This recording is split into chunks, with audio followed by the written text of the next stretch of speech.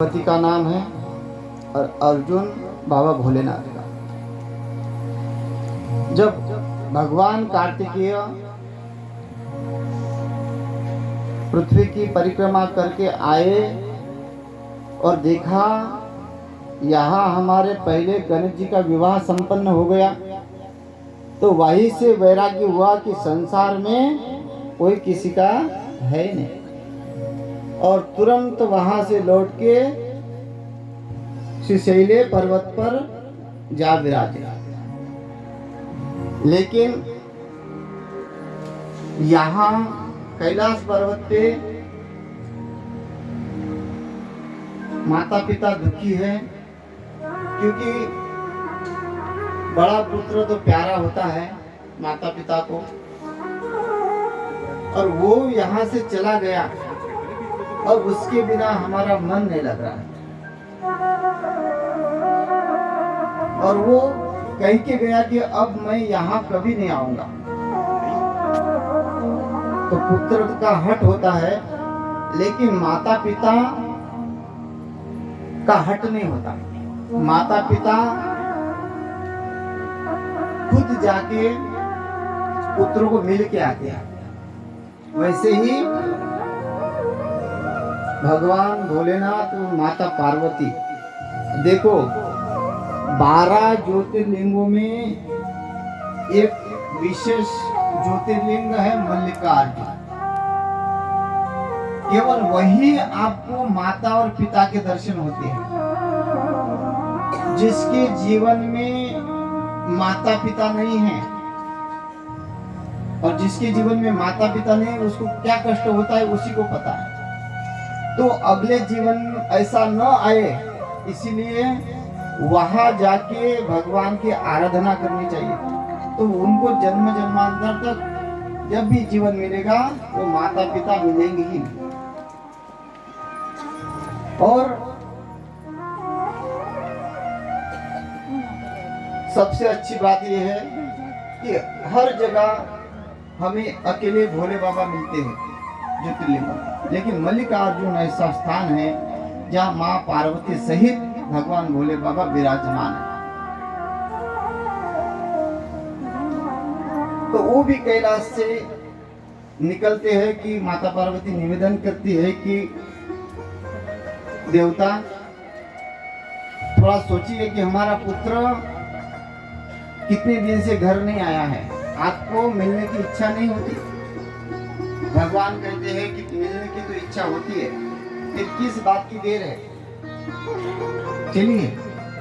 तो भगवान भोलेनाथ श्रीशैल से पर्वत पर जाते हैं, लेकिन कार्तिकेय को पता चलता है कि मेरे माता पिता मुझे मिलने आए हैं। कार्तिकेय दुखी नहीं है, ध्यान में रखना, और ना ही उनके अंदर कोई राग द्वेष है। वो परम ज्ञानी है, वो संसार से मुक्त होना चाहते हैं, संसार से दूर रहना चाहते हैं और संसार के लिए कार्य करना चाहते हैं। जो माता पिता से दूर रहता है वो संसार के कार्य के लिए रहता है, ध्यान में रखना। इसलिए हमारे संन्यास परंपरा में माता पिता से दूर रहते हैं, घर नहीं जाते। एक बार आपने संन्यास ले लिया तो वो घर को मुड़ के भर नहीं देखते। एक बार घर छोड़ दिया, फिर वो समाज के कार्य में लगते, चाहे फिर माता पिता उनको मिलने आ सकते हैं। बहुत सारे सन्यासी महात्मा है कि उनके माता पिता उनको मिलने आते हैं, लेकिन वो भी मना करते हैं, क्योंकि उनको जगत का कार्य करना होता है, उनको समाज की सेवा करनी होती है, समाज का कल्याण करना होता है। क्योंकि उन्होंने अनुभव किया है संसार का, कि संसार में जितना मोह माया में रहोगे उतना ही दुखी रहोगे। इसलिए इस मोह माया का निवारण करने के लिए एकांत ही चाहिए। जब तक एकांत नहीं मिलता तब तक मोह माया दूर नहीं होती।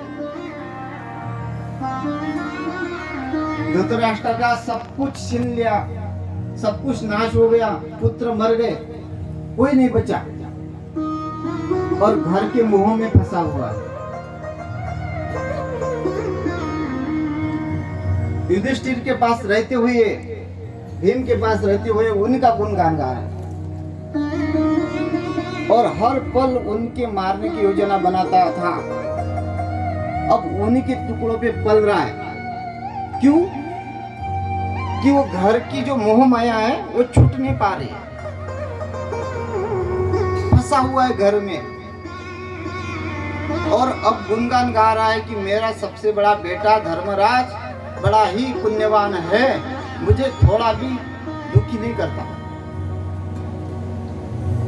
उसके जैसा बेटा मिलना बहुत भाग्य की बात है। और भीमसेन उसको कोसता रहता है, निर्लज्ज है, हमारे टुकड़ों पे पड़ रहा है, हमें बार बार मारने के लिए प्रयास किया। ये सब उसको उल्हाना देता रहता है। लेकिन वो इतना घर गृहस्थी में आसक्त है कि वो कहीं जाना नहीं चाहता। घर वाले फटकार रहे हैं, कब ये जाए और कब हम बेटी की अपनी शादी करें, कब ये पधारे, खाट में टिका हुआ है, अब इसके मरने का इंतजार कर रहे हैं। लेकिन फिर भी आसक्ति नहीं जाती।